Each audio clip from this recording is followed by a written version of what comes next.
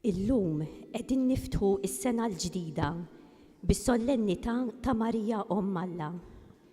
Kienet Marija li bil-kollaborazzjoni ħielsa tagħha ippermettit lil Alla biex jidħol fl-istorja tagħna u jifdina. Waqt li nqimuha ejjew nitolbuha biex ikonna aħna wkoll sehem mill-misteru tal-inkarnazzjoni billi inlaħmu lil Kristu bina fil-ħajja kollha tagħna.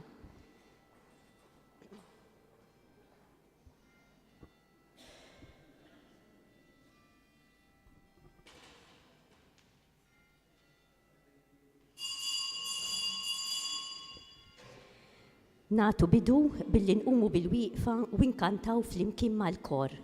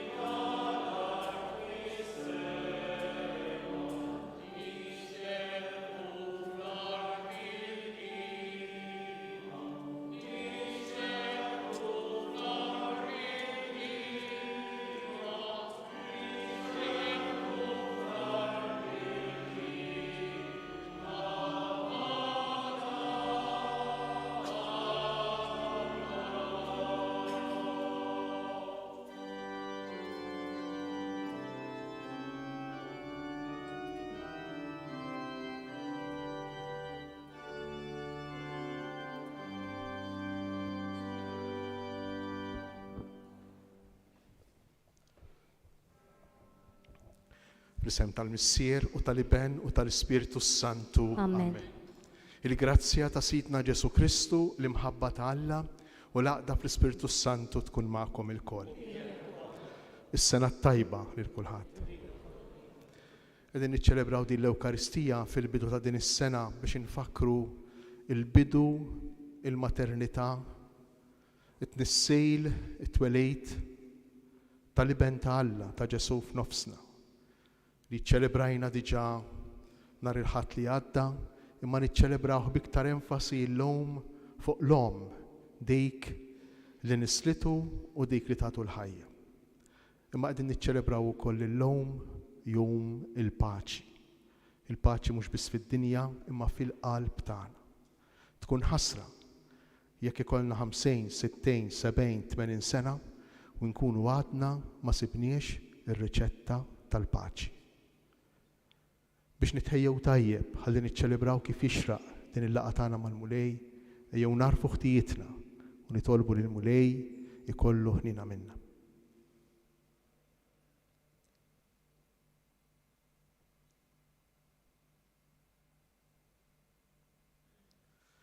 nitolbu maħfra flimkien, nistqar l-Alla li jista' kollox u lilkom ħuti li jiena dnibt ħafna bil-ħsieb, bil-kliem, bil-emin, billi ħallejt mirjieti, ħtija tiegħi bl-ikbar ħtija tiegħi. Għalhekk nitlob lill-imqazza Marija dejjem verġni, lill-anġli, għad-tissin kollha u lilkom ħuti biex titolbu għalija lill-mulej Alla tagħna. Iħenna lina Alla li jista' kollox, jaħfrilna dnubitna u jwassalna għal ħajja ta' dejjem.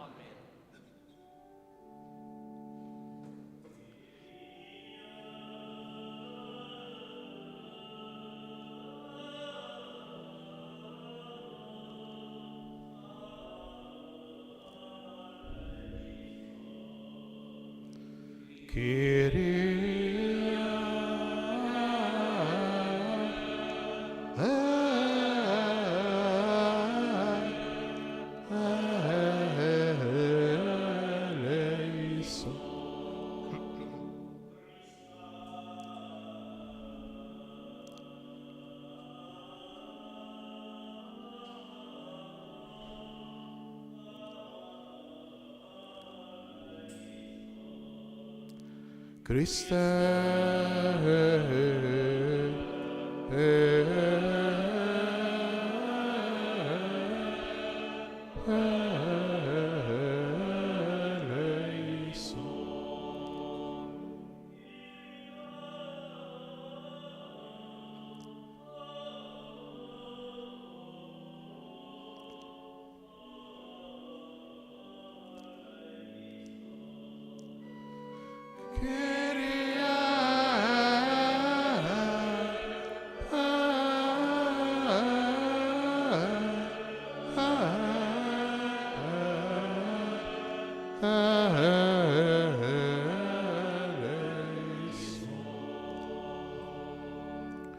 Gloria in excelsis Deo.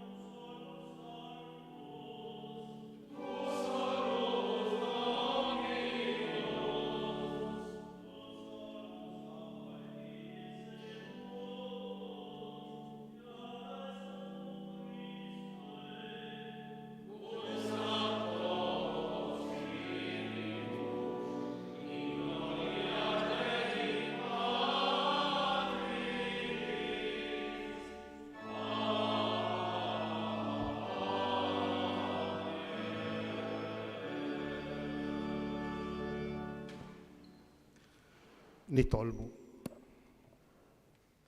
U Alla, intrit li l-imqazza Marija ssirhom ibnek u tibqa' verġni. U hekk offrejt lil bnedmin kollha l-ġid ta' salvazzjoni għal dejjem. Għamel li nħossu l-qawwa tat-talb tagħha għalina, aħna li biha lqajna lil min tagħna l-ħajja. Ibnek Ġesu Kristu Sidna li hu Alla. u miegħek jgħix u jsaltan flimkien mal-Ispirtu Santu għal dejjem ta' dejjem. Amen.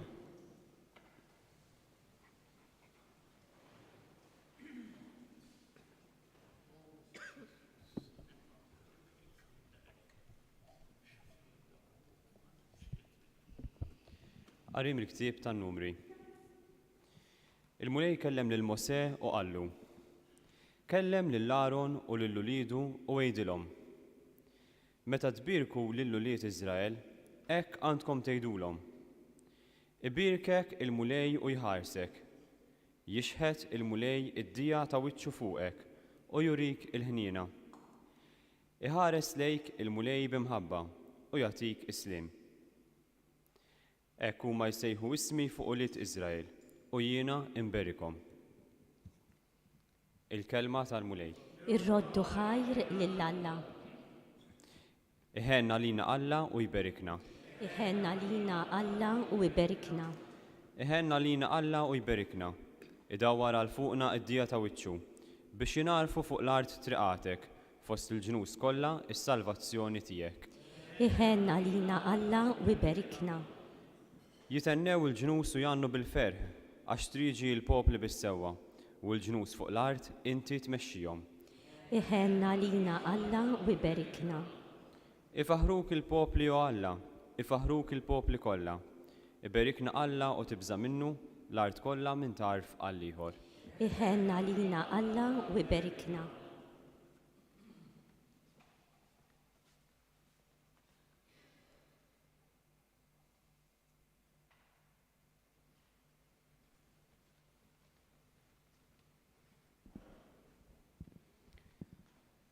Qari mill-Littra ta' San Pawl Apostlu lil Galatin.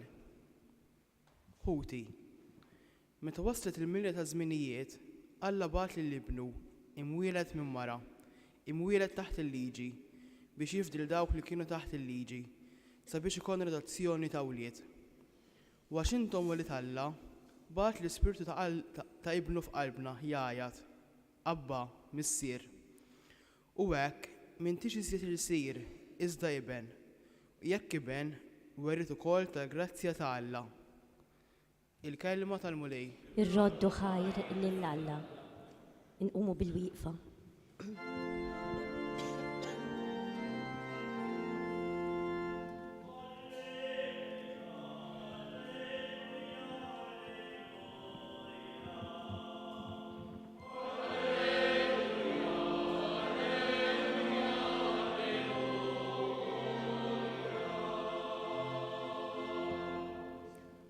Alla fl-modi kellem il-missirietna ħafna drabi u b'ħafna manjieri permezz tal-profeti. Issa f'dal aħħar żmien huwa kellemna permezz ta' ibnu.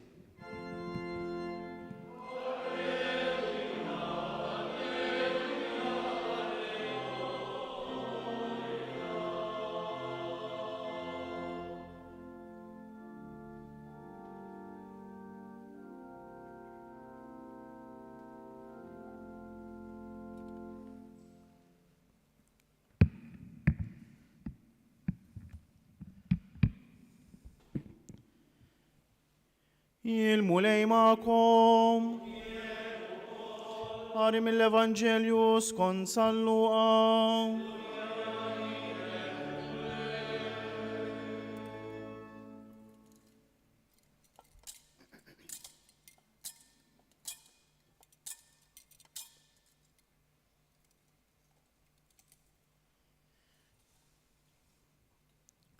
F'dak iż-żmien ir-rajja marru jaġlu u sabu lil Marja u lil Ġuseppi bit-tarbija mimduda f'maxtura. Kif raw dan, bdew jarfu b'kull ma kien intqal lilhom dwar dik it-tarbija u kull min semagħhom baqa' mistaġeb dak li qalulhom ir-rajja. Marja min-naħa tagħha baqgħet tosf qalba dawn il-ħwejjeġ kollha u taħseb fuqhom bejnha u bejn ruħha. Ir-rajja mbagħad reġgħu lura jisebħu jifaħru lil Alla għal kull ma kienu raw u semgħu kif l-anġlu kien qalilhom. Meta wasal it-tmin jum biex li t-tifel jamlulu iċ-ċirkonċiżjoni, semmew Ġesu bl-isem li kien taħ l-anġlu qabel ma tnissel fil-ġuf. Il-kelma tal-mulej.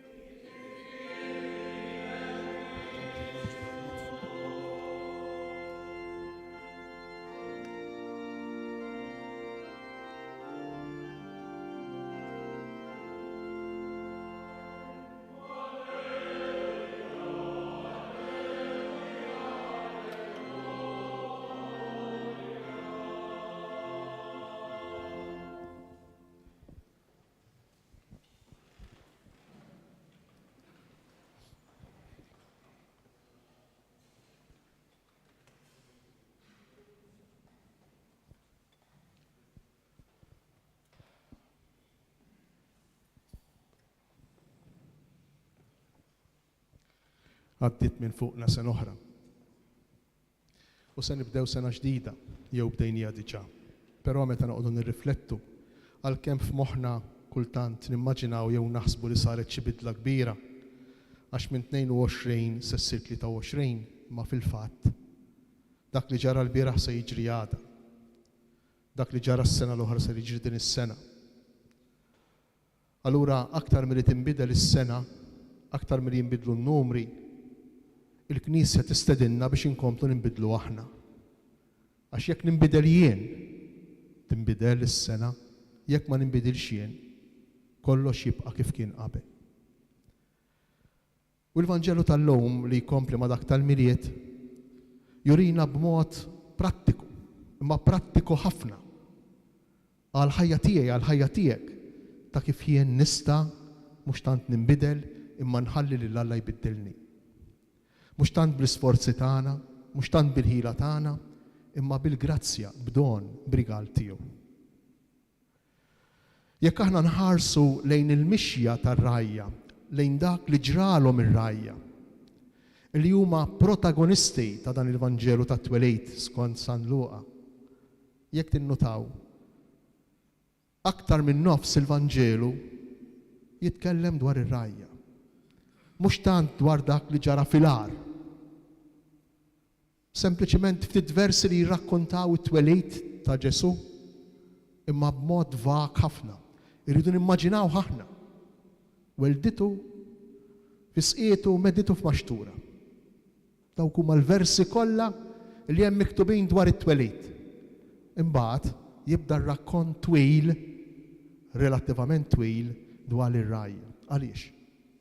Importanti r-rajja fil-ġrajja tal-miliet għax jirrappreżentaw lilna, lili, lil kull wieħed u lil kull waħda minna kif tkun ir-reazzjoni, x'se tkun ir-reazzjoni, x'se tkun l-attitudni tagħna quddiem dan il-misteru. X'jagħmlu r-rajja? B'mod ċar ħafna u prattiku San Luqa jiddeskrivi dak li jagħmlu r-rajja u dak li għandna nagħmlu jien u int, aħna, kull wieħed u kull waħda minna quddiem dan il-misteru. L-ewwel qabel kollox, ir-rajja għaddejjin bil-ħajja ta' kuljum tagħhom, bil-ħajja normali tagħhom. Nafu min kienu. Diġà qegħdina xi ħaġa il-ħadd li għadda. Nies meqjusin bħala l-għar, l-aħħar id-disgrazzjati tas-soċjetà. U dawn ma kienux jistennew għajr l-anġlu ta' Alla biex jeqridhom. Kif jiddeskrivi t-Talmud. Jistennew minn mument tal-ieħor li jidher l-anġlu ta' Alla biex jeqridhom. Wejduli intom, kultant mhux dejn tkun l-istennija tagħna. Kultant mhux dejn tkun is-sensazzjoni tagħna li jekk ġrat xi ħaġa ħażina s-sena l-oħra, għalkemm għandna t-tama li din is-sena tkun aħjar, però fil-fond tal-fond ta' qalbna nħossu u ngħidu min jaf se jiġrilna, min jaf minn xi iridu ngħaddu. Mhux bħalhom aħna mwerrejn, aħna mbeżżejn, u mhux bħalhom aħna għandna bżonn ta' anġlu illi jidher jgħidilna tibżgħux, għax ġejt inħabbrilkom ferħ li jkun għall poplu kollu, ferħ kbir li jkun għal poplu kollu. Tgħidu li dal-anġlu fejn narawh, kif narawh. Aħna għaddejjejn fil-ħajja tagħna ta' kuljum titfaċċa qudiemna il-kelma ta' Alla. L-anġlu huwa dak li jitkellem f'isem min batu. Il-kelma angelos tfisser mibgħut, il-mibgħut. Mibgħut ambaxxatur biex iwassal il-messaġġ ta' min batu. Il-kelma ta' Alla, l-iskrittura, anki dik li għadna kif smajna, mejxajr l-ambaxxatur ta' Alla, il-mibgħuta ta' Alla. Il-kelma ta' Alla hija espressjoni, tesprimi dak li jaħseb Alla, dak li jħoss Alla, kif jirraġuna Alla. U din il-kelma ir-rajja jagħtu każa, jisemgħuha. Forsi bħalma qegħdin nagħmlu aħna. U dan hu t-tieni pass li għamlu r-rajja. Il-kelma ta' Alla li tissemma lilhom huma jieqfu u jirriflettu fuqha, jisemgħuha. U tant jirriflettu fuqha li jitkellmu fl-imkien jgħidilna l-Vanġel. Ejjew immorru Betlem. Wara dik il-frażi ejjew immorru Betlem, hemm diskussjoni sħiħa fuq dak li semgħu. Imma dan x'inhu? Imma x'rid jgħidilna tassew l-anġlu? Xi trid tgħidilna tassew il-kelma ta' Alla? Fejn trid twassalna? Imma aħna qegħdin nistennew kelma ta' kastejk. Aħna qegħdin nistennew xorti ħażina. Kif jiġi dan u jgħidilna ferħu? Inwaslilkom aħbar ta' ferħ kbir. X'irid jgħid bija dejn? Jiddiskutu bejnietom u fl-aħħar jiddeċiedu. U forsi dawn huma żewġ passi li aħna diġà ma nagħmlux. Nisemgħu il-kelma imma min jaf kemm niddiskutu fuqha, min jaf kemm nitkellmu fuqha, min jaf kemm nirriflettu fuqha u nistaqsu fejn ma fimniex, min jaf kemm il-darba nippruvaw niċċaraw id-dubji tagħna dwar il-kelma. Le, ħafna drabi nisemgħuha u tibqa' fejn smajnija, tibqa' fil-knisja, tibqa' fil-grupp fejn inkunu, tibqa' fil-kamra fejn rajt dik il-kelma mill-iskrittura. Ir-rajja jalmuna passi oħra li aħna ma nagħmlux fil-ħajja tagħna. Niddiskutu fuqha l-kelma, nitkellmu fuqha, nistaqsu dwarha. Il-kelma tal-Alla aħna ma nistgħux sempliċiment nisimgħuha u bajnejna magħluqejn naċċettawha. Meta nagħmlu hekk ma nkunu qed naċċettaw xejn. Il-kelma tal-Alla sempliċement tinżel u tħokk żbriex magħna. Ma tolqot l-ebda kantuniera jew aspett tal-persuna jew tal-istorja tagħna jekk ma twaqqanix fi kriżi. Jekk din il-kelma jien ma nistaqsix fuqha, jekk ma nħallix tinterpellani, jekk ma nħallix twaqqani fid-diffikultà, fid-dubji. U meta jiddeċiedu ir-rajja, jagħmlu għażla, jgħidu ejja ħammorru Betlem u jmorru flimkien Betlem. Il-kelma tal-Alla mhux biss tismagħha, mhux biss tiddiskuti fuqha u tistaqsi dwarha, imma l-kelma tal-Alla ittelqek biex timxi. Tpoġġejk f'mixja. Tpoġġejk f'mixja. Aħna għandna 1000 mixja fl-istorja fil-ħajja tagħna. Għandna l-mixja bioloġika. U xek, ħadd minna mhu bħalma kien sentejn jew 3 ilu. U ħadd minna 4 snin 5 snin oħra mhu se jkun bħalmu llum, ikun għadu għaw jew le. Ħadd minna mhu se jibqa' għandna mixja bioloġika. Għandna mixja akademika li talmu l-iskola, l-primarja, s-sekundarja, sixth form u l-bqija. Għandna mixja professjonali, il-mixja tax-xogħol. Għandna mixja tal-fidi. Għandna mixja fil-fidi. Għandna mixja fil-familja. Imma fil-fidi għandna mixja.